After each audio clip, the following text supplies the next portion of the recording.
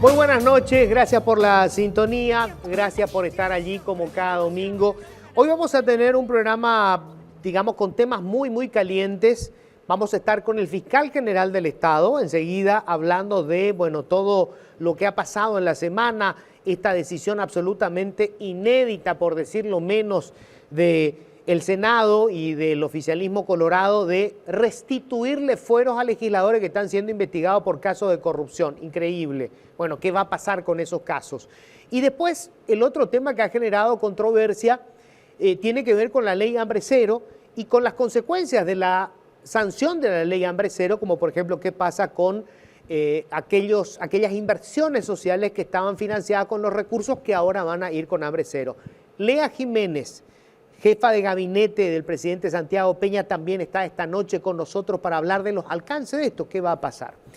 Antes, breve, a ver, fue una semana realmente complicada, muchos temas, siempre, la democracia es así, o sea, se discuten cosas a veces con mucha energía, pero siempre hay que rescatar algunos detalles que nos pueden decir para dónde estamos yendo, o sea, aunque sea confuso el camino, por lo menos saber si nos estamos yendo para el norte, para el sur, para dónde estamos yendo.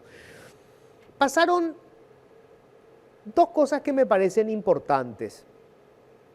La primera, un grupo de seccionaleros, de convencionales colorados, empezaron a hacer hurras, a hacer presión para que el presidente de la República destituyera a la ministra de Salud, María Teresa Barán, y nombrara en su reemplazo a quien estaba como viceministro de Salud, Miguel Olmedo, seccionalero, él, líder político, caudillo. Como antecedentes, hubo reuniones del señor Olmedo en la Junta de Gobierno del Partido Colorado, llevando la voz de aquellos que trabajaron en la campaña y que reclaman cargos. Lo que reclaman son cargos en el Estado, soquetes, salario, beneficios, prebenda. Eso que forma parte del modelo político nuestro. Y el hombre se erigió en la voz de ese grupo que pide que él se convierta en el ministro de Salud. El presidente del Partido Colorado, presidente inspectore del país, Horacio Cartes, le dice a Olmedo que él es la conexión de todos esos trabajadores políticos con el Ministerio de Salud y que el cargo de viceministro le quedaba corto, que eso era apenas el comienzo. Y en ese escenario se da la presión, hay una puja interna en el Ministerio de Salud. Y acá tengo que aplaudir la decisión del señor Santiago Peña. Se inclinó en favor de María Teresa Barán y hizo lo que corresponde. Destituyó del cargo al viceministro de Salud. Bien, señor Peña. Ese es el rumbo que nosotros estamos esperando. Apenas unos días después, se publica que en la entidad binacional Yacyretá contratan a Alexis Rivas, un chiquilín que acaba de terminar la secundaria, con un salario de 20 millones de guaraníes. ¿Quién es Alexis Rivas? El hermano del senador Hernán Rivas, el mismo que tiene que ser investigado, aunque ahora lo desaforaron, por lo que aparentemente es un título falso de derecho. El mismo que estuvo en el jurado de enjuiciamiento de magistrado, en el Consejo de la Magistratura, él. El hermanito fue nombrado en la entidad binacional Yacyretá con un salario de 20 millones de guaraníes. Se publicó el caso, se viralizó a través de las redes sociales y unas horas después se comunica que quedó sin efecto el nombramiento. Bien que se haya quedado sin efecto. ¿Cuál es el problema? Quedó ahí. Nadie explicó por qué cuernos contrataron a este chico. ¿Quién lo contrató? ¿Fue una decisión del titular de Yacyretá? ¿Con qué criterios? ¿Hubo algún concurso para contratar a este muchacho? ¿Cuántos otros contratados hay que no sabemos y por eso no se publica y por eso no se viraliza y por eso siguen en los cargos? ¿Cuántos otros Alexis Rivas hay hoy? Unas horas después se supo que otra hermana de un diputado también acababa de ser nombrada en Yacyretá, con un salario de 24 millones de guaraníes. Fátima Elizabeth es la hermana de un diputado colorado, también entra por la ventana sin ningún tipo de concurso. Las acciones que toma el presidente son importantes, son señales. Qué bien que haya decidido jugarse por su ministra de Salud pese a la presión del grupo de operadores políticos que incluso tenían el apoyo del señor Cartes. Qué bien que lo hayan destituido rápidamente a Alexis después de que se hiciera público su nombramiento. Qué mal que no sepamos quiénes son los responsables. El presidente acaba de darle todo su apoyo a lo que sería su plan estrella en el área social, el proyecto Hambre Cero, que vamos a discutir hoy, que busca, en teoría, que ningún estudiante vaya con hambre a la escuela. Fantástico. Habrá que hacer ahorros. Genial. Pero mientras tanto, ¿qué pasa con todo esto otro? Con el caso de los Nepo Babies que se publicó, siguen en sus cargos. La hija del vicepresidente de la República sigue en su cargo. Parientes, amigos, hermanos. Si el presidente de la República nos regala cada semana decisiones como esta, apoyar al técnico, dejar fuera al operador político, destituir al que fue nombrado, al que entró por la ventana, empezará a construir confianza. Y ese va a ser siempre su principal capital político.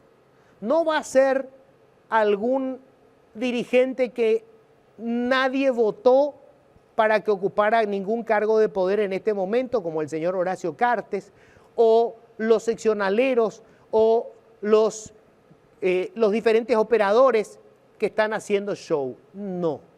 Lo que le va a dar poder, fuerza y estabilidad al presidente de la República es la confianza que construya a partir de decisiones como esta. Bien, señor presidente, esperemos que siga haciendo más goles como estos. Bienvenidos, esto es Políticamente Incorrecto. Siempre digo lo que pienso. Bueno, estamos ya nosotros con el fiscal general del Estado, Emiliano Rolón. Creo que como nunca ha sido importante escuchar la voz de quien está frente al Ministerio Público. ¿Qué tal, doctor? ¿Cómo estás? Muy buenos días, Luis, a la audiencia también. Complacido de estar en tu programa, que es muy escuchado, muy seguido, así es que presente. Bueno, quiero empezar ya directamente con lo que ha sido, digamos, la polémica última, doctor, que tiene que ver con esta decisión de la Cámara de Senadores en una medida absolutamente desconocida hasta ahora de reponerle los fueros a 3 legisladores que están en procesos judiciales. Y el caso de Erico Galeano, del senador Erico Galeano, que es muy importante porque el 24 de mayo era el plazo que tenía el fiscal que tiene la causa para poder acusar o en tal caso sobreseerlo. El fiscal Corbetta, que es el que está a cargo del caso, en estos días ha respondido al juez de la causa, al juez Osmar Legal, que ante una consulta que para el Ministerio Público no hay suspensión del proceso. Es decir, que esta decisión que tomó el Senado no afecta la causa que ya está abierta. ¿Esa es una posición institucional del Ministerio Público? Es bueno desglosar las aristas de la resolución, que tiene varios errores conceptuales. Primero que nada, es una resolución por la cual en realidad derogan, ese es el término, los desafueros otorgados en su momento a distintos procesados con distintas situaciones procesales. El término correcto, jurídicamente hablando, debería ser revocar. La derogación se hace en base a una propuesta legislativa que no lo es. Dicho esto, las situaciones particulares de cada quien nos indican que no pudieron ser atendidos en un solo cuerpo de decisorios. Por ejemplo, la situación del senador Filisola está a nivel de Corte Suprema de Justicia en atención de una petición de prescripción peticionada por el propio procesado. O sea que a él no le convendría de ningún modo que se lo desafore porque no habría respuesta. Definitivamente ahí quedaría parado el proceso. La situación del senador Galeano también es distinta. Él está con plazo pendiente de acusación que si definitivamente la resolución fuera válida, ya no tendría que esperarse hasta el 24 de mayo. Y por último, la situación del senador Rivas también. Él tiene una apelación de una imputación presentada, pues entonces también le interesaría que la Cámara diga sí o no. Ante estas realidades procesales se nos plantea cuáles son las vías más aptas para dar una suerte de continuidad a los actos y una respuesta judicial. No olvidemos que el director único del proceso es el juez, o Cámara o Corte, pues la dirección es ejercida por el órgano jurisdiccional o Poder Judicial. Desde esa perspectiva, todo lo que haga el fiscal, por más razonable que sea, simplemente es una propuesta que debe ser evaluada y definida por el juez. Y hoy tenemos una incógnita inédita. Por un lado, hay una determinación que a nuestro juicio es ilegítimo porque lo dice la propia Constitución Nacional. Paralizar un proceso, nos guste o no, es un acontecimiento mayor que la Constitución Nacional, artículo 248, considera ilegítimo. Y hasta le da un efecto. Actos de esta naturaleza, artículo 137 de la misma Constitución Nacional, es fulminado con la invalidez del acto. O sea, la Constitución lo tiene por no escrito. Nosotros somos muy propensos a objetar todo, me refiero a la ciudadanía nacional, y aunque lo diga la Constitución, probablemente existan gentes que tengan una opinión contraria. De ahí nuestra necesidad responsablemente asumida de peticionar una declaración. ¿Qué es lo que al final el juez va a interpretar de esto? Para nosotros resulta claro, ante un acto ilegítimo, una respuesta de invalidez, lo cual significaría en la práctica que debemos continuar con cada uno de los trámites que hicimos. Pero hay un problema. Si definitivamente nosotros asumiéramos esto a rajatablas y no pidiéramos el pronunciamiento judicial, es probable que llegada la fecha de la concreción de esos actos, nuestra presencia se nos diga ya es extemporáneo. Fuimos notificados de una resolución ya hace una semana y fíjense si esperamos, por ejemplo, hasta el 24 de mayo. Hay acá artilugios jurídicos que con ello pretendemos evitar. O sea, 24 de mayo es la fecha para la acusación o el pedido de absolución de Erico Galeano. Correcto. Sí. Escrito conclusivo. Correcto. Si no hicieran esta petición al juez de la causa y se llegara al 24 de mayo, el juez podría alegar que es válido lo que hizo el Senado y que ustedes están fuera del lugar. Por supuesto, porque fuimos notificados en tiempo. Y la causa moriría ahí. Pero por supuesto. Porque se habría cumplido el plazo. Correcto. Entonces son los riesgos que no pretendemos correr. Con esa... O sea, lo que están buscando ahora, por decirlo así, fiscal, es decirle al juez, mira, nosotros tenemos esta posición, esto no es válido lo que hizo el Senado. ¿Cuál es tu posición? Y sobre esa base, suspender o no los plazos. Correcto. Tenemos la necesidad de que el pronunciamiento, reitero, la decisión de una cuestión eminentemente de trámite judicial compete a los jueces. El único órgano que puede decir el derecho es el órgano jurisdiccional o Poder Judicial. Nosotros como parte podemos invocar la norma invocar la violación, pero la claridad final la tiene que dar el Poder Judicial en uno de sus estamentos. Ahora, si el juez decide que lo que hizo el Senado es válido, y dice, no, este señor tiene honra de fuero, por lo tanto la causa se suspende.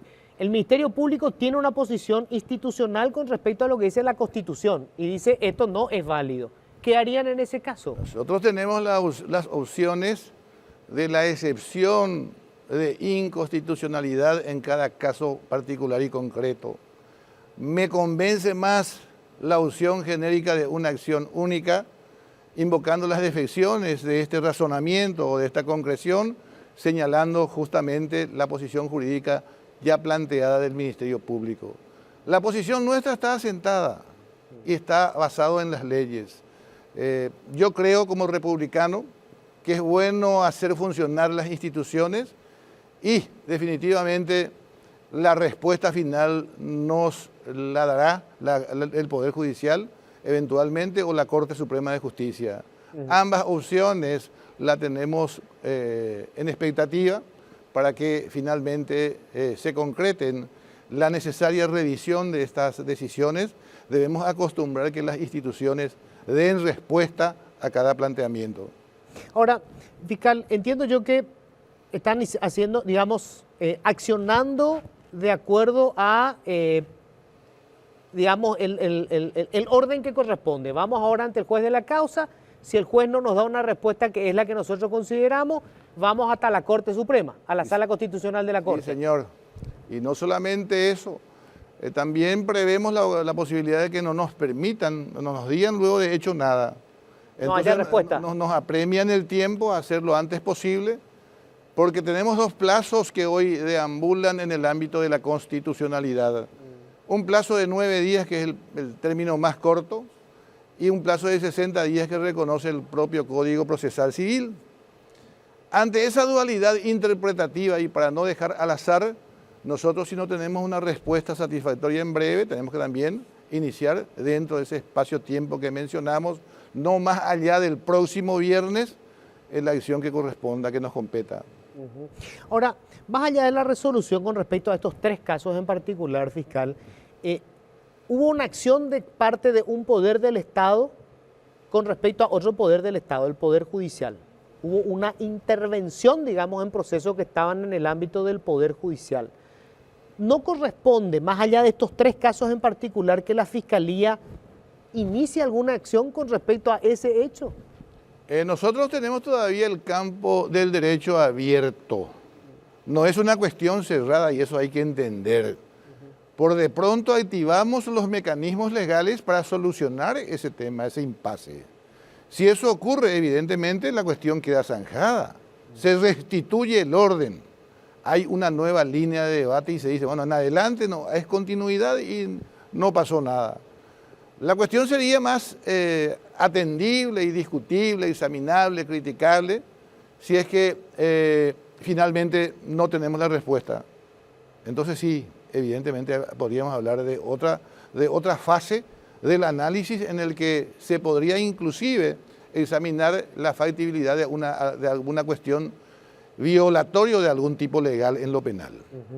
Ahora, fiscal, esto forma parte, digamos, de una serie de complicaciones que se dan en el tratamiento judicial de hechos que tienen connotación política. O sea, a ver, esto, según la explicación que dan, por supuesto, en el Senado, es una suerte de, digamos, reacción ante el rechazo del desafuero del expresidente Mario Abdo Benítez en otro proceso que se le está siguiendo.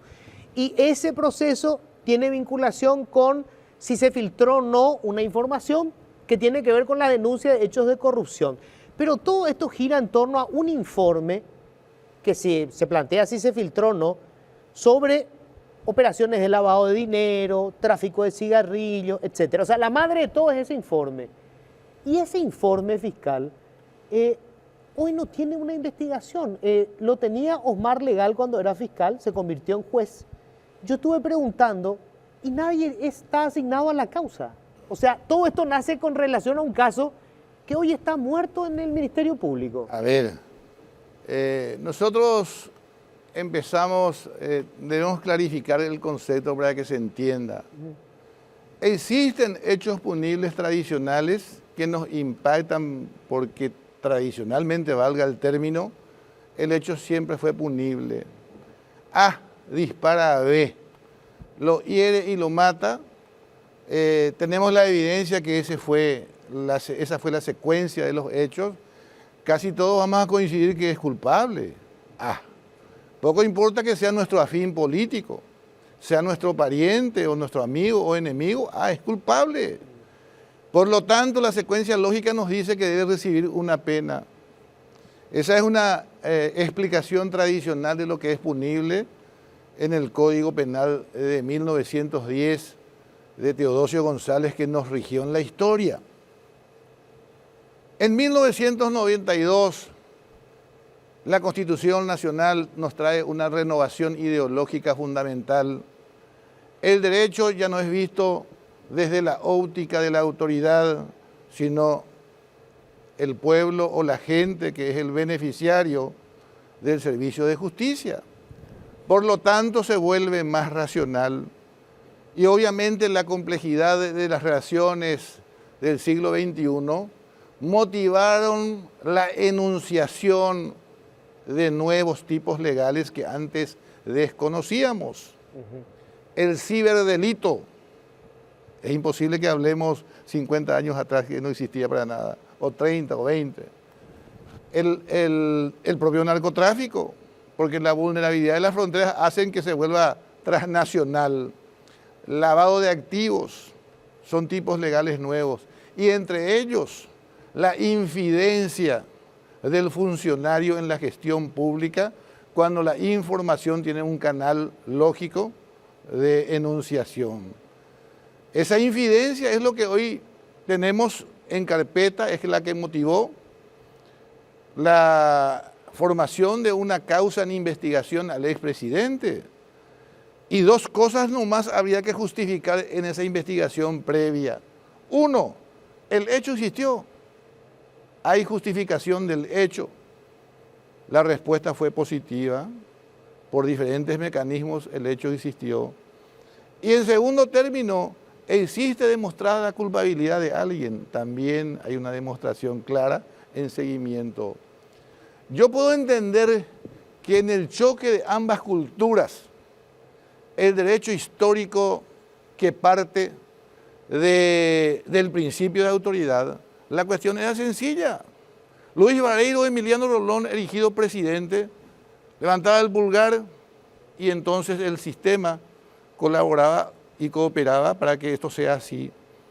El responsable de la información no le va a negar ninguna información. Tampoco cuando hay una dirección clara de que hay que responsabilizar penalmente, y eso lo conocemos en la historia. Y por el contrario, te dicen que esto está con el pulgar abajo y probablemente tenés una respuesta negativa. Pero en esta distribución del ejercicio del poder penal que solamente otorga bolsones a la autoridad, primero que nada el poder legislativo, ejecutivo y judicial, deben coordinar, deben ejercer el control recíproco de la gestión pública. Y en el ámbito de lo justiciable penal, también la distribución de la carga operativa es distinta. Por vez primera el Ministerio Público es autónomo y autárquico en el ejercicio de la misión de ejercer la acción pública y la investigación criminal. No forma parte de ninguno de los tres poderes. Y en segundo término, el Poder Judicial solamente ya define el conflicto que acabamos de decir, quedando una cuota aparte del ejercicio del poder para la Policía Nacional y también para el paladín republicano de las garantías, que es el abogado litigante, con el que se completa el círculo de atención de un conflicto. Ninguna de estas tres personas puede ejercer una influencia decisiva y torcer la voluntad de esa trilogía en atención del conflicto, sino tiene que llevar convicciones en grado de persuasión en cada una de las etapas del proceso. Ni un solo juez interviene en forma continuada. Hay un juez en la etapa preparatoria, otro juez generalmente en la etapa intermedia, un juez de tribunal de sentencia, etcétera, que es un poco la distribución republicana de las garantías. Ahora, fiscal, yo, digamos, escuché todo el razonamiento y coincido, por supuesto, con respecto a la investigación acerca de la presunta filtración. Pero te repito lo que te decía inicialmente. Se habla de la filtración de un informe. Nadie dice que ese informe sea falso. Ese informe fue presentado al Ministerio Público. Es un informe... Perdón, yo creo que estamos hablando de dos situaciones distintas. Sí, por eso. Porque yo pregunto con respecto al informe que se presentó al Ministerio Público y que supuestamente se empezó a investigar, lo investigó entonces el fiscal Osmar Legal, no llegó a ninguna conclusión, se convirtió en juez. Y hoy ese informe obra en la Fiscalía y no hay siquiera un agente fiscal responsable de la investigación. El informe que nosotros rescatamos fue a través de una insistencia en la denuncia del expresidente, que los procesamos en primer término como correspondencia. Luego formamos un equipo de trabajo compuesto por, y esto hay que decirlo, una fiscal adjunta, 3 agentes fiscales y casi una decena de técnicos y peritos que colaboraron en el seguimiento de esa información de filtración. No, eso es la filtración. Sí, perfecto. Pero ese es un caso. Ahora, la filtración es sobre un informe. Eso es lo que me corresponde a mí en mi época de gestión. Bueno, probablemente no quiero pecar de no tener los datos precisos, pero esa información primaria que me dice no registro en este momento. Bueno, es que ese es el punto más importante, fiscal, porque yo insisto todo el tiempo con esto. Todo esto gira en torno a un informe. Ese informe es real, el informe existe. Hay un informe de CEPRELAP que habla de una gigantesca operación de lavado de dinero y tráfico de cigarrillos. Ok, correcto. Ese informe llegó al Ministerio Público. No hay un solo fiscal asignado a investigar eso. Le aseguro que vamos a verificar en la brevedad posible. Aquí está entonces entre la filtración, que es una infidencia, y la existencia de un informe que puede ser positivo o negativo. Claro, es que Correcto. lo de la filtración es casi una consecuencia de la presentación del informe. Pero el tema importante, clave, es el informe. ¿Es real o no? Correcto. No tengo respuestas ahora, le soy franco, hasta este momento nadie me llevó a ese cuestionamiento, entonces difícilmente con la densidad de casos que tenemos, fijemos la atención en ese punto. ¿Y por qué es importante esto, si me permite, fiscal? A mí me da la impresión, esta es una lectura personal, que todo esto que ocurre, la filtración, el desafuero, tiene un objetivo que es hacer perder de vista el tema principal, que es el informe. ¿Es real o no? Lo que dice ese informe, ¿es cierto o no? Porque lo que dice ese informe es lo mismo que asegura, por ejemplo, el Departamento de Estado de los Estados Unidos. Y los fiscales que tenían esa investigación no llegaron a ninguna conclusión. Yo estuve preguntando en todos estos días, fiscal, ¿quién está investigando esto? No hay fiscal asignado. Correcto, vamos a seguir la pista. No obstante, le digo que la contrapartida en esto está dado en cuanto al proceso que nosotros formamos y con equipo de trabajo, tiene la comprobación de Gafilat, por ejemplo. La advertencia de este órgano internacional con respecto a las filtraciones es real. Por eso el menoscabo en la calificación Paraguay en estos temas. Reitero, es bueno corregir falencias y probablemente gracias a su mención prestaremos atención a ese punto esencial. Claro, fíjese, fiscal, que absolutamente cierto, ¿no? Para Gafilat es preocupante que se filtre información, pero para Gafilat es más preocupante que haya un informe sobre el lavado de dinero gigantesco, correcto, que no tenga ningún tipo de investigación. Correcto, me parece bien. Asumo como una crítica positiva que hay que ver y seguir. Hay presiones, obviamente, fiscal, más vale. Yo estoy seguro que debe ser en este momento, su teléfono debe ser uno de los teléfonos con mayor cantidad de llamadas. ¿Cómo hace para administrar la presión? Porque hay un hecho real político. Hoy hay un sector político que, si mañana le quieren hacer un juicio político, lo pueden hacer. Tienen los votos, tienen todos los elementos. ¿Cómo administra esa presión? Mire, el abogado, el que tiene convicción plena, sabe que entra en instituciones que generan dificultades y que presentan la característica de que el responsable debe asumir decisiones. En mi vida profesional, ya tengo casi 40 y tantos años en todos los niveles, litigante puro, luego juez de primera instancia, magistrado, manejé ese tipo de dificultades. Y uno con el tiempo se convierte en piloto de tormentas. Yo estoy seguro que Luis Vareiro tiene también la misma cantidad de presiones de todos lados, pero tiene su propia convicción y sobre esa base teje sus respuestas. Yo tengo un perfil demasiado riguroso conmigo mismo y las lógicas del Estado Social de Derecho como norte, de la orientación democrática y principios republicanos son los que motivaron siempre mi actividad en todas las etapas de mi vida. Como docente en la Escuela Judicial, soy profesor titular de Derecho Procesal Penal. Como docente de la Universidad Nacional de Asunción, soy profesor titular de Derecho Penal también. Como magistrado también, aún contra la opinión de la corriente, jamás firmé una determinación que yo no asuma en forma personal como convicción. Y creo que con el tiempo nos hacemos, conforme a esas reglas, de una línea bastante coherente. La seguridad jurídica parte de ahí, que los hombres llamados a decidir lo hagan por convicción plena. En su momento, cuando empezamos esto, allá por 1995, juez de primera instancia, decisiones importantes, y por la forma del ejercicio del poder constitucional, la gente es propensa a decir, bueno, Emiliano Rolón, por lo visto, le gusta la línea de Luis Vareiro o de Juan Martínez. Por lo tanto, la decisión que asumió es para favorecer ese culto a la personalidad.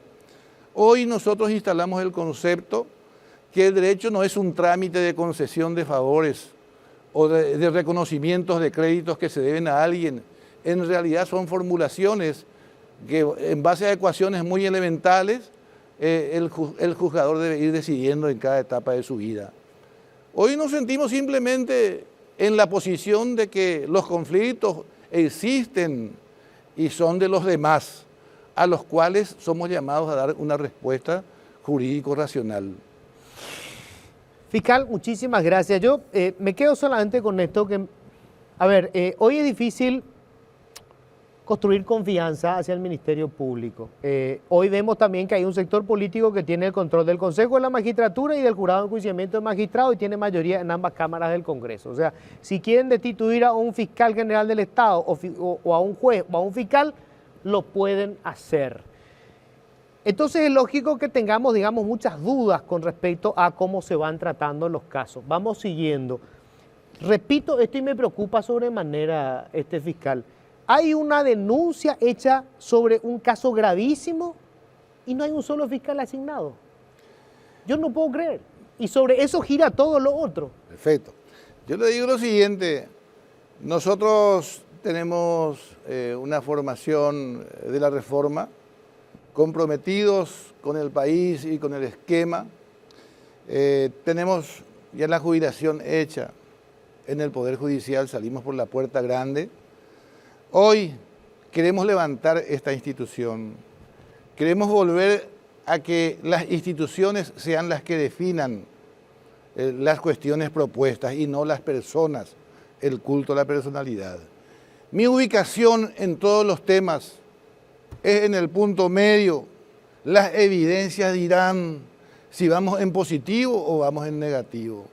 A partir de allí, permitiremos, los institutos examinados permiten otras vocaciones y adelantos. Y también les soy absolutamente franco, que esta primera información es la primera vez que recibo. Esta información inicial no ocurrió durante mi gestión y usted debe imaginarse la cantidad de problemas que tenemos a diario cuando alguien no nos llama la atención sobre un punto en particular. Realizaré mis énfasis y averiguaré qué pasó aquí. Es todo lo que puedo decirle por el momento. Gracias, fiscal. Muy amable. Conectamos ya con una de las personas de mayor relevancia en el gabinete. Estamos hablando de la ministra, jefa de gabinete y, bueno, probablemente la mano derecha del presidente Santiago Peña. Hola, Lea, ¿cómo estás? ¿Cómo estás, Luis? Un saludo a vos, a toda la audiencia. Siempre un placer estar acá contigo. Bueno, voy directamente al tema, digamos, que fue el que ha generado toda la polémica en la semana. La ley del almuerzo escolar o de la alimentación escolar o el hambre cero y lo que eso supone. Y quiero preguntarte esto primero que nada, Lea. Creo que nadie puede estar en contra de la ley, una ley que plantee que los chicos vayan a las escuelas sin hambre, sea merienda, almuerzo, lo que fuere, ¿verdad? Pero lo que más se está discutiendo es el tema de la fuente de financiamiento. Sí. Y acá lo que se hizo es, se tomó lo que era Fonacide y esos recursos se van a destinar ahora en un 100% prácticamente a lo que va a ser el almuerzo escolar. Y todo eso que estaba en Fonacide, el famoso arancel cero, pero las otras cosas que son tan importantes, primera infancia, CONACYT, etcétera, va a tener ahora Fuente 10. Y dicen, no hay de qué preocuparse porque Fuente 10 es seguro. Si esto es seguro, ¿por qué hacer todo ese trámite de cambiar? O sea, ¿por qué no directamente hambre cero con Fuente 10 si el recurso es seguro? Ya. Te agradezco muchísimo, Luis, por la pregunta, porque yo creo que este es un tema del cual vos conocés bastante por haber estado también en el marco del Fondo de la Excelencia, y creo que vos incluso con un grupo de personas importantes cuando se aprueba la ley del Fonacide, fuiste parte también de las discusiones. Sí. Y conocés un poco el historial de lo que fue todo eso, ¿verdad? Y vos te recordarás que cuando se aprueba la ley 4758, que es justamente la ley del Fonacide, ahí nos agarramos como país, ¿verdad? O sea, ¿qué aprueba esa ley? Se hizo un acuerdo en el marco de lo que es la relación bilateral de Paraguay con Brasil, en la Itaipú. Se iban a recibir un flujo de fondos en los próximos X años hasta el 2023, cuando de alguna manera se abre un nuevo proceso de conversación y se abre un nuevo proceso, digamos, tiene que generarse nuevas notas reversales y acuerdos, etcétera, a partir del 2023, que es lo que todos conocemos. Sí. Entonces, todo ese flujo de recursos, la historia es compleja. Primero se había propuesto un fondo, luego pasó todo lo que pasó en esos años complejos desde el punto de vista político, y finalmente la sociedad civil dijo, vamos a blindar estos fondos. Estoy simplificando la historia, ¿verdad? Pero vamos a blindar estos fondos, este flujo de fondos que va a llegar hasta el 2023 para estas temáticas. Y es ahí que esos recursos se blindan, en particular lo que es el Fondo de la Excelencia, que financia múltiples programas que vos conocés, incluidos recursos que van a la Becal, diversos programas que están ahí adentro. Entonces, eso se blinda a través, además de un fondo fiduciario, ¿verdad? Entonces, ese fondo fiduciario dice todo este flujo de recursos que va a venir a partir de la del acuerdo, digamos, la nota reversal entre Lula y Lugo en ese momento. Eso se va a volcar en el financiamiento de estos programas. Y ese dinero está blindado, o sea, ese dinero no se va a tocar. Y para que tengas una idea, Prociencia, por ejemplo, Prociencia 2, tiene 70 millones de dólares hoy. Para que tengas una idea, Becal tiene 50 millones de dólares hoy. Asignados. Asignados. No se puede tocar la plata, pero en la medida que viene se le tiene que entregar. No, ya tienen la plata. La plata está. Ah, ok. Entonces esos recursos que ya llegaron por ese flujo están ahí y son para esos programas. Correcto. Lo mismo pasa con primera infancia. La diferencia dependía un poco de cuándo fueron aprobados estos diferentes, digamos, subproyectos en el marco de lo que era el Fondo de la Excelencia y el Fonacide. Bueno, hay una serie ahí de una estructura. Todo eso está blindado. Entonces, estos recursos van a seguir utilizándose para el financiamiento de esos programas en los próximos años. Y es a partir de que termina esa bolsa de recursos, digamos, cuando se utilizan. No es que termina en el 2023, sino que termina cuando se utilizan los fondos. Los fondos ya fueron designados a los diferentes programas. Entonces, no es que a partir de ahora ya no existen esos fondos y desaparecieron. No, esos fondos están blindados y lo que se hace hoy es, a partir de lo que va a ser los recursos adicionales que van a ingresar a futuro, eso es lo que se va a volcar finalmente a financiar el programa Hambre Cero, además de los recursos de Fuente 10 que estaban administrados por el Ministerio de Educación. Entonces, lo que se hace es, se genera un nuevo programa con nuevos recursos que ni siquiera hacen parte de lo que era el Fonacide. Por eso hay una confusión. Vos conocés esa parte y vos conocés que a partir del 2023 se abre una nueva ventana de discusión. Y quiero que sea súper claro lo siguiente. Voy a tratar de explicar, porque a veces la explicación no es muy buena. Voy a hacer mi mejor esfuerzo. Nosotros con el arancel cero, que es lo que está en discusión y generó tanta preocupación en el estudiantado, con buen motivo, se entiende perfectamente, pero el arancel cero estaba financiado con recursos del FONACIDE. Estos recursos finalmente eran recursos que estaban condicionados a ciertos factores climáticos y factores de utilización de la energía a nivel local. Cuanto más energía nosotros utilizamos más bien a nivel local, o sea, la dan de compra para consumo local, menos recursos entran por la compensación, ¿verdad? Entonces, a medida que pasaban los años, se iba achicando, digamos, esa expectativa de recursos que iba a llegar, se iba disminuyendo gradualmente y eventualmente cuando utilicemos toda la energía ya no va a existir eso. Pero, ¿a qué quiero llegar con esto? Se decía 7% estará destinado a arancel cero. Sin embargo, ese 7% nunca llegaba a entregarse en un 100%, no porque era una estimación, ¿verdad? O sea, ese 7% significaba tanto, no sé, vamos a crear un número, 15 millones de dólares. Ese 15 millones nunca llegaba a ser 15 millones porque dependía de cuánto llueve y dependía finalmente de cuánta energía utilizábamos. Claro, depende de cuánto dinero nos daba Brasil. El promedio que llegaba era 65%, eso es el promedio de lo que llegaba efectivamente, o sea, del 100% llegaba a 65%. El año pasado es el año donde más se consiguió, que llegó a 70%. Hoy lo que se hace es, vos agarrás ese 7% y decís que, como decía, 15 millones, ahora son más o menos 20 millones. Ese 20 millones es hoy el piso, en vez de ser el techo. No sé si me explico. Sí. Hoy agarrás ese 7%, lo convertís en 20 millones y decís, esto sí o sí se va a entregar con fuente 10.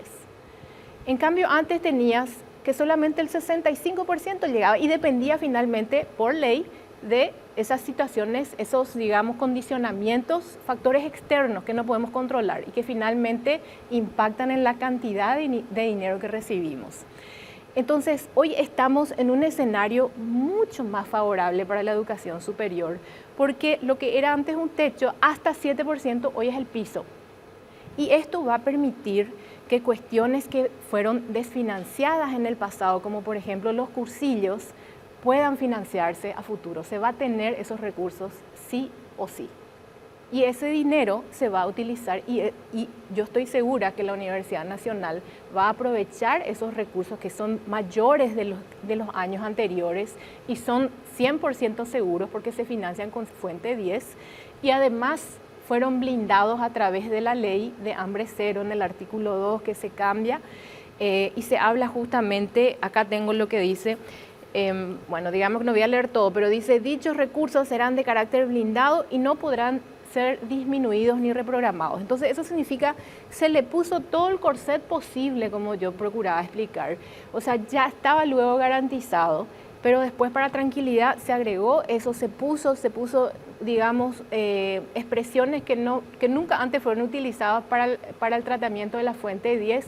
Se le dio también carácter prioritario a todo esto. Entonces, hoy esos recursos están más blindados que nunca. Yo creo que esta realmente, lastimosamente, nosotros explicamos y el mensaje, no sé si no explicamos también o existe una barrera en la comunicación, pero el mensaje no termina de llegar a los estudiantes. Hay cosas que, a ver, yo creo que sobre el tema del arancel cero, no tengo mayores dudas porque no es un monto importante, son 20 millones de dólares, se puede cubrir con impuestos, o sea, yo creo que eso se puede garantizar. Sí. Lo que no me queda claro son los otros proyectos del FEI, porque vos me decís, esto ya tiene garantizado, pero ¿cuánto dinero hoy está en el FEI? ¿Cuánto dinero está en el FEI?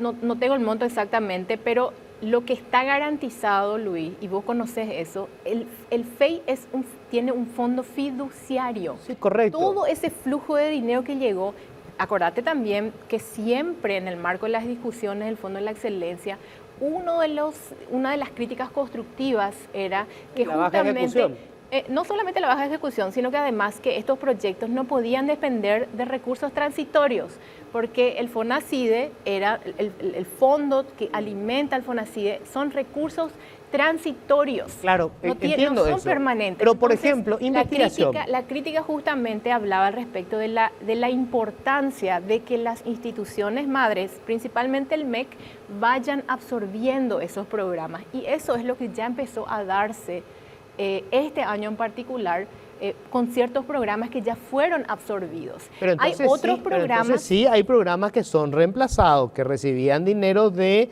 FONACIDE y ahora van a recibir de Fuente 10. Eso es lo que se llama política de Estado. No podés depender de un recurso transitorio que acaba, no solamente que acaba, que se va achicando y que acaba. Necesitas de, como Estado, a través de tu presupuesto general de la Nación, darle el espacio a esos programas que han sido buenos. Ahora, y sabemos te pregunto, también que hay programas que no fueron tan buenos. Absolutamente. ¿Verdad? Ahora te pregunto esto, Lea. Si eso es así, ¿cómo tu plan estrella, que es Hambre Cero, va a pasar a depender de estos recursos que vos me decís ahora que no son seguros y que se van a ir acabando con el tiempo? No, esto es parte de ingresos futuros. El financiamiento, estos son los ingresos futuros que van a entrar ahora. No es que se toca lo que ya estuvo asignado a los proyectos que hoy están. No, sí, entiendo. Y para ser Pero un poquito más futuro clara, vos reemplazás por Fuente 10, ¿correcto? acá está, a futuro sí, pero tenés que entender, Luis, acá está la lista, por ejemplo, de los proyectos del FEI. Son 23 listados acá. Sí. La fecha de expiración, digamos, tiene un inicio y tiene una finalización. Sí. Algunos son 2024, 2028, 2027, 2030. Claro. O sea, depende de dónde inició ese programa. Pero no están todos los específico. recursos hoy. Todos los recursos están acá. Recursos recibidos. Están del FEI, asignados. 799 millones de dólares. Ese dinero asignados, está hoy. Recursos asignados al programa de proyecto, 798.7. Recursos ejecutados, 498. O sea, hay una diferencia de un poco menos de 300 millones de dólares, o alrededor de 300 millones de dólares, que están ya asignados y están ejecutándose. Estos son estos proyectos que Sí, te yo menciono entiendo acá. eso, pero a ver, una cosa Eso es que no yo se toca. asigne, el otro es si la plata ya está o no. La plata ya está. ¿Dónde está la plata? La plata está en el fondo fiduciario. El fondo fiduciario, O sea, se ese dinero alimenta de esos existe ya recursos hoy. que existen y entran regularmente a ese fondo fiduciario. Claro, pero eso va entrando ahora. Y prácticamente ya entraron todos porque estamos en el 2024. Bueno, pero a partir Ya no van a llegar nuevos Pero a recursos partir del ese 2025 ya no van a entrar fondos, ya no va a existir. fondo. Claro, porque eso expiró en el 2023. Acuérdate, todo lo que esté vinculado a eso llega hasta ahí, Bueno, en entonces, el marco de eso. Y todos los programas, estos programas, es más, se van a financiar con esos recursos, no con Fuente 10. Con estos recursos que están acá. No con Fuente 10. Esto está blindado, no con Fuente 10. Todos estos programas Ok. están listados. O sea, Fuente 10 lo único que va a financiar ahora es el arancel Te cero. repito otra vez. Recursos recibidos del FEI, 799.5 millones de dólares. Recursos asignados a programas y proyectos, 798. Prácticamente el 100% ya fue asignado. Entonces, eso está blindado. Eso no Ok. se toca. Eso no se va a Y de tocar. eso, la ejecución, lo que se ejecutó hasta ahora son 494 y piquito millones. O sea, los otros 300 que La faltan diferencia se van a está ejecutar. blindada. Correcto. Eso no se toca. Ok. Entonces, todo esto, es imposible retirar recursos de estos proyectos que están en ejecución. Perfecto, perfecto. Sería una locura. Ahora- Entonces, esto no se toca y eso es lo que procuramos. A eso nos referimos con blindado. Ok, perfecto. Ahora, lo que va a entrar a futuro, eso está recogido dentro del programa Hambre Cero. Ahora, O sea, lo que ocurre ahora es que ya no va a haber nuevos proyectos que financie el FEI. Eso es lo que, claro, ese dinero se va a destinar en un 100% al a los proyecto Hambre proyectos Cero. que ya fueron definidos, No, claro, pero ya no va a haber nuevos proyectos. ya no va a haber nuevos proyectos. El nuevo proyecto es Hambre Cero y a eso se destina el 100%. Es que, Luis, estos proyectos van hasta el 2030. No, está bien. Muchos de ellos. Estoy nomás poniendo el escenario. Es así. El óptimo desde el punto de vista administrativo y de política de Estado es que de estos proyectos, que son proyectos a los cuales se les tiene, ponerle un proyecto como maestras mochileras, que no es infraestructura, que originalmente a la hora de pilotar, hace años atrás empezó ya ese proyecto, a la hora de pilotar eso se necesitaba de invertir en ciertas cosas para que esto empiece a rodar y podamos probar ese modelo. Ahora ya va a ser una política Eso, pública. Política pública, tiene que ser absorbido por el presupuesto general de la Nación y financiado. Y los recursos de fuente 10 tienen que ser asignados, porque ese es el compromiso que hace el Estado con aquellos proyectos que eran, otra vez, financiados con recursos transitorios, hoy tienen que ser financiados con recursos permanentes. Ahora, te pregunto esto, Lea. Me parece absolutamente razonable el planteamiento financiero que haces. Ahora, Plan Estrella Hambre Cero. En Fonacide había un fondo, había un consejo, y quien lideraba ese consejo era el ministro de Hacienda. Fuiste vos en su momento, fue Santiago Peña en su momento. ¿Por qué? Porque la institución más creíble de nuestro gabinete, hay que decirlo, es el Ministerio de Hacienda. Ahora tenemos un megaproyecto de 230 millones de dólares y va a administrar la Secretaría de Acción Social. Ministerio de Desarrollo Social. Lo que hasta el momento ha sido siempre una dependencia sobre todo política. Y al frente no está un técnico, está un político. ¿Por qué hacer ese cambio? Bueno, te agradezco que me hagas esa pregunta porque nosotros estamos transitando, como siempre, un proceso de ordenamiento constante realmente del Estado. Pero en este caso, ¿qué hicimos? Esta también era una crítica, Luis, de muchos años, donde se hablaba siempre de que el Ministerio de Educación y Culto debe enfocarse en su rol central, que es la educación, la parte pedagógica, la capacitación docente, la evaluación, la carrera, la infraestructura también, pero no hacerse cargo de ellos ir a poner los ladrillos, sino pensar un poco, ser el cerebro de cómo queremos que sean las escuelas y dejarle al ente, digamos, capacitado para eso, que es obras públicas, que lleve adelante la infraestructura. Correctísimo. Eso es lo que estamos haciendo hoy. Agarramos ¿Pero por qué el Ministerio de Acción Social? Que se enfoque el Ministerio. ¿Por qué? Las obras se fueron al Ministerio de Obras Públicas, a pesar de que están reflejadas todavía en el Ministerio de Educación su presupuesto, pero esto lo ejecuta el Ministerio de Obras a través de convenio. Lo mismo en el caso de este programa en particular. El programa de alimentación es un programa social, por definición. Es un programa donde el Estado apunta a un grupo objetivo, en este caso los niños que están en edad escolar. Son 1.3 millones de niños aproximadamente, ¿verdad?, de las escuelas públicas y subvencionadas, que son el grupo objetivo de este programa. Dentro de ese 1.3, los niños, los padres de los niños van a poder decir, yo quiero o yo no quiero. No podemos obligarles a comer lo que sea que se les entrega si es que no lo quieren. Y a partir de ahí, ese grupo objetivo recibe ¿cómo se dice? No es una entrega de dinero lo que recibe, sino es en especies, pero es finalmente un programa de carácter social. Y lo que nosotros estamos procurando a partir de que entramos al gobierno es vamos a ordenar esto, porque de repente habían programas sociales por todos lados, se repartieron. Primero es tener una visión holística de los programas sociales. Ahora, Lea, vos sos técnica y fuiste ministra de Hacienda. ¿Vos creés que el Ministerio de Acción Social tiene la capacidad para llevar un megaproyecto como este? Claro que sí, te voy a explicar por qué.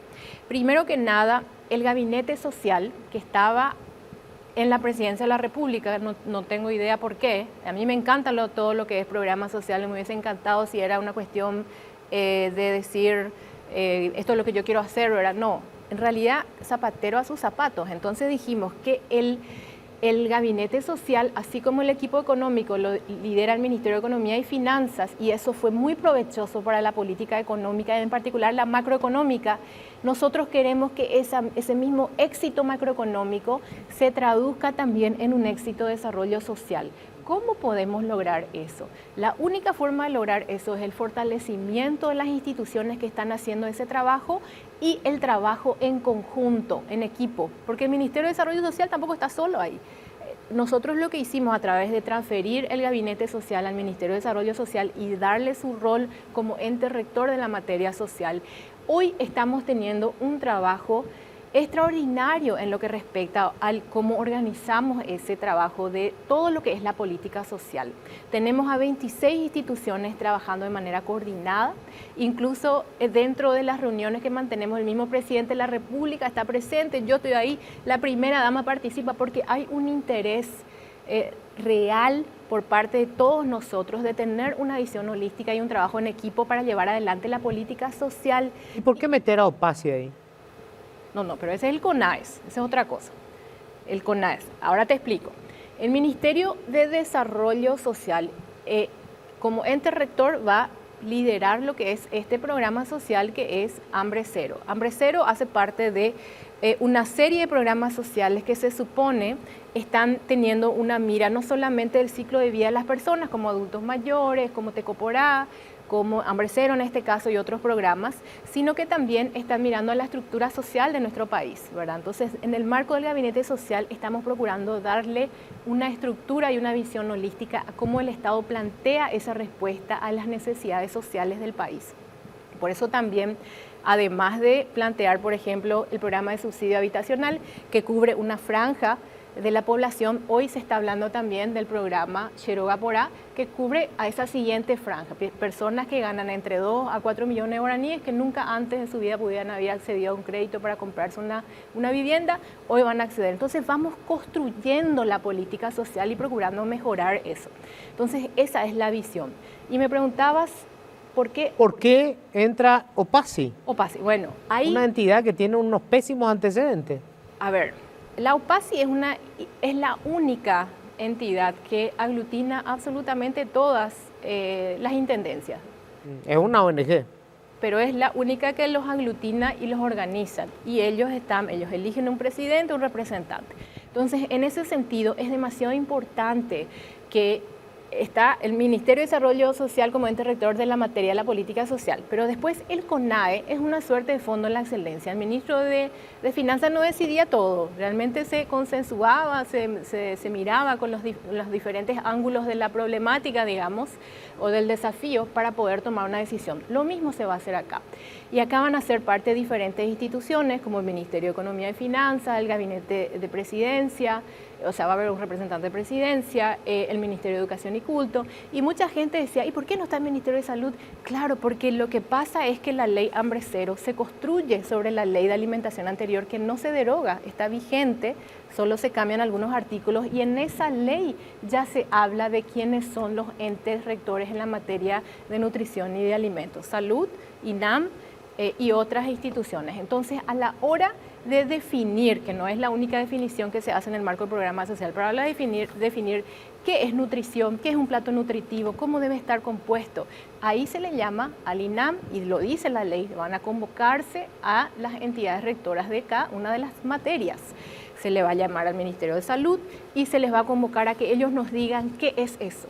Una vez definido eso, ahí van a participar una serie de instituciones. La DNCP, por ejemplo, tiene que encargarse de ayudarnos a diseñar pliegos de bases y condiciones que no permitan que cada uno, como se le ocurra, vaya a licitar. Esto va a cerrar el espacio de discrecionalidad que existía anteriormente y así se fue diseñando cada pedazo con enorme cuidado justamente para asegurar de que nos movemos en esa construcción de política pública. Ya teníamos un programa de alimentación, sabíamos que tenía enormes falencias, pero sabíamos también que habían cosas que funcionaban. ¿Qué funcionaba? Por ejemplo, yo creo que el proceso de microplanificación que se da desde la escuela, con el acompañamiento del MEC, con el acompañamiento de los intendentes, ¿verdad? De la intendencia y finalmente con el acompañamiento de las gobernaciones, todo eso tiene que mantenerse, porque esos diferentes niveles de gobierno tienen que contribuir a esa planeación. Bueno, lamentablemente se me fue el tiempo, Lea, pero yo escuché la explicación técnica que quería escuchar, confío en tu trabajo técnico, desconfío terriblemente de los políticos y de la clase política, me asusta que esto lo quieran utilizar como herramienta política, es absolutamente necesario, no hay ninguna discusión al respecto, ojalá que funcione.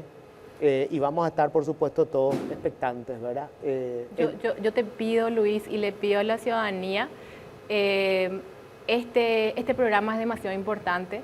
y es importante que todos nosotros, vos, todos los que están escuchando, sean contralores de este programa. Demos seguimiento, asegurémonos de que todos, en el proceso de diseño se estableció un formato de control nuevo, diferente, en esteroides, como le digo yo, con mucha musculatura, con 3 diferentes instituciones mirando desde diferentes ángulos, justamente para respirarle en el cuello a todos aquellos que van a administrar estos recursos. A todos nos preocupan que esto se haga de una manera transparente y que finalmente ese plato de comida llegue. Y te pido, por favor, dale seguimiento conmigo a esto que se está empezando. Lo vamos a hacer. Gracias, Lea. Gracias, Luis. Con esto cerramos. Gracias por la compañía. Que tengan todos un feliz resto de